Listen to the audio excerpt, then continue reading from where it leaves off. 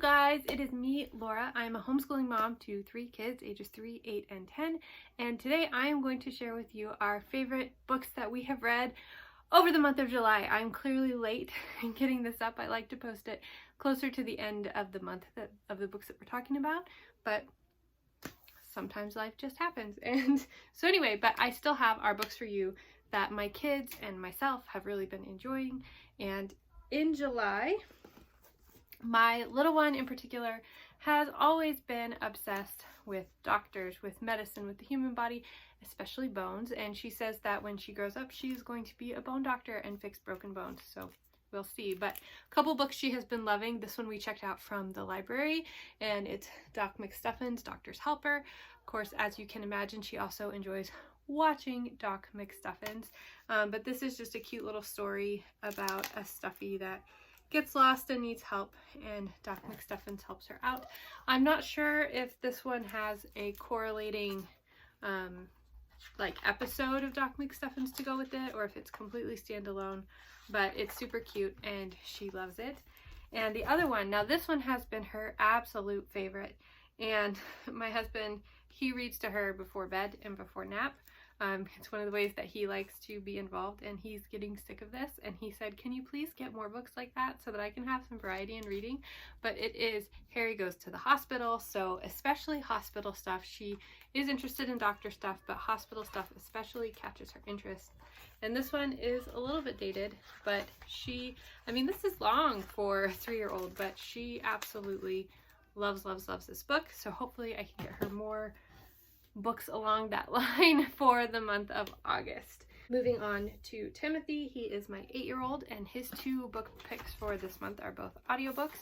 He is obsessed with Boxcar Children, and he has particularly said he enjoyed The Mystery of the Pirate's Map. This was a re-listen for him. He has listened to almost all of the Boxcar Children books multiple times, and he loves making up his own stories as well, but he enjoyed this one. And he's a little bit behind my husband and my son in their Green Ember series books, but he listened to Ember's End, and he said this was his favorite one, and he really enjoyed that. Again, this is something my husband's doing with the kids, so I don't know as much about this one, but I know that he really enjoyed listening to that. My 10-year-old. So I couldn't find the first book in the series, but he started the Tom Swift Inventors Academy series. My toddler is right over behind me in this other wall, so sorry if you can hear her, but that's just life.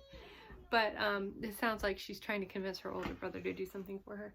But Tom Swift's Inventor Academy. So this is a series. He started this, and he has been just whipping through these books, which tells me that they're good and that he really likes them.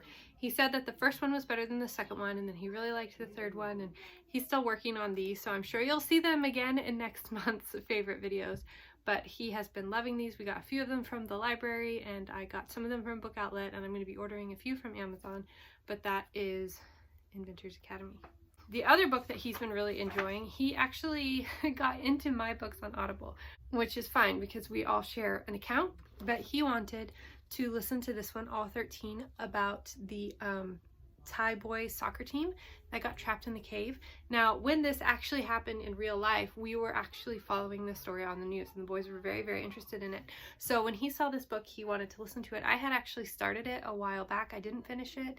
I just wasn't in the right headspace for it. I did enjoy how this shares a lot about Thai culture and religion and a lot of that. It was a little bit too dry for me, but Samuel absolutely enjoyed this book. He listened to it, then he watched some documentaries on it and was just learning a whole lot about it. And he thoroughly enjoyed this. Now we're going to move on to some of my favorites for the month. And the first one is called Faith Unraveled, and it is by Rachel Held Evans. And this is really just a little bit of a memoir about her journey through faith. She grew up, and now I'm not going to remember the name of it, in Dayton, Tennessee, which is where the Scopes monkey trials happened, which was a big deal that had to do with evolution versus non-evolution. And that's really close to where I went to college and where I grew up. So I grew up knowing about this, but she actually grew up in that town. Very conservative Christian. And it just talks about her questions as she kind of grew up and went through faith, went to college, and she was having a hard time resonating some of the ideas that she'd always grown up being taught. And it's just her journey, and basically about how it's okay to not have all the answers and it's okay to ask questions. And I really appreciated her take and her perspective. Of course, I didn't agree 100% with everything, but that's not going to happen a lot of times. But I was definitely inspired by her journey and her ability just to say, like, it's okay to ask questions, it's okay to not have the answers, and it's okay to, like, be exploring all throughout your life. And so I really appreciated that. This one is Starting Seneca Falls. I was not in the right headspace. I think if I had been in the right headspace when I listened to this, I would have really, really, really loved it. I did enjoy it. It is about Bridie and, oh goodness, now I can't even remember, Rose, I think? Oh goodness, that's terrible that I can't remember that. But Bridie is an Irish immigrant, and she ends up in a workhouse and is hired out to an abusive family, and she runs away, and she meets a friend who helps people on the Underground Railroad. And if you want to talk about social issues, if you want to talk about the Irish potatoes famine and Irish enslavement and slavery and women's rights and all of that stuff that was going on around Civil War time, post and pre, all of that, this talks about all of those issues, and it includes real people like Frederick Douglass and real people involved in the women's rights movement, and it really explores the idea of what are human rights, and it's really good. So that is Starting from Seneca Falls. I listened to the audio version of this from the library. This one I had checked out from the library. So if you see papers, it's either an audio book that I listened to or whoever listened to, or we checked it out from the library and had to return it. But this one was audiobook. And the next one, this is kind of a surprise, you guys. This is kind of a guilty pleasure book, I guess you'd call. I had heard a lot about the Greystone Secrets series, and this is The Strangers, and I read the back and it seemed intriguing to me. It was not actually what I was expecting, but I thoroughly enjoyed it. I'm actually I finished the second book and I'm waiting to get the third one from the library. This is about 3 kids who come home from school one day and find their mom in just a terrible state, and 3 children in another state who have their same names, their same birthday, look exactly like them. 3 siblings have been kidnapped.